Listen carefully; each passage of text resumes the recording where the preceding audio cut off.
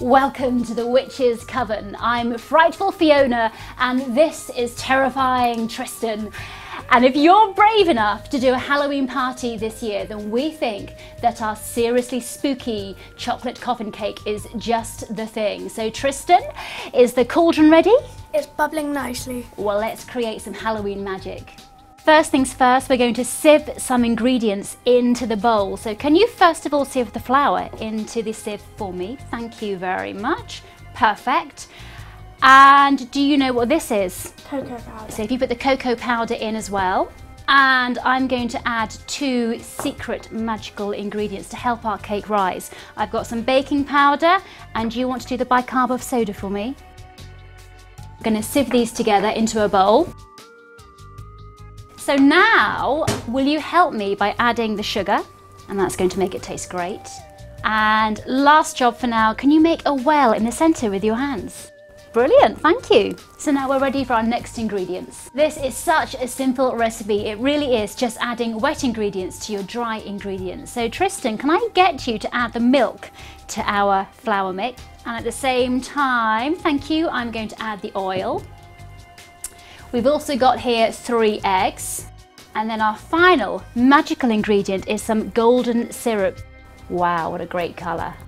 So now we beat the mixture until it's smooth with our electric whisk. There we go, I think that's done. What do you reckon? It smells all chocolatey. It does, doesn't it? Onwards, we're now going to pour the cake mix into a rectangular cake tin lined with greaseproof paper. I'm going to pour it in, and Tristan, I'd like you to help me with the last bits with that spatula.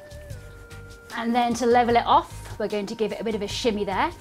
And then we're going to bake it for 40 to 45 minutes until it's cooked. So here's a little tip for you. If you're not sure whether your cake is cooked or not, take a skewer and place it into the center of the cake, and if it comes out clean, then it's done. So the cake has fully cooled on a wire rack, and I've transferred it onto a board, turning it over so that the flat side is up.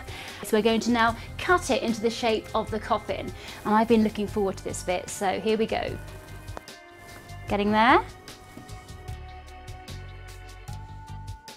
So I'm going to get rid of these pieces here, but don't worry and don't tell anyone because we can eat these later.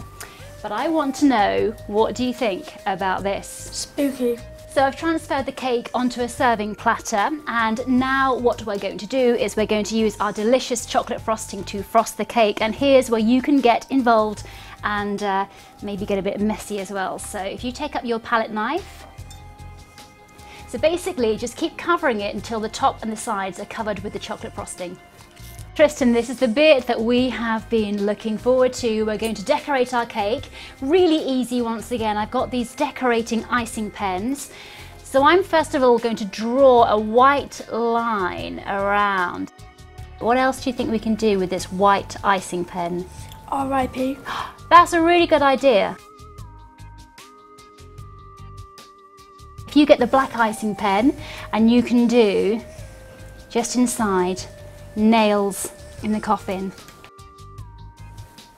And these pens are so easy to use that kids can use them without making too much mess. That's the last one. It's looking really, really good, really lifelike. Finishing touches, and we're going to get really clever here, Tristan, because I have got over here some crumbled up cookies that we're going to use as earth around the coffin. So I'm going to take some and you can take some, and we're going to just crumble this all around. It doesn't matter if it gets a bit messy because that makes it look even better.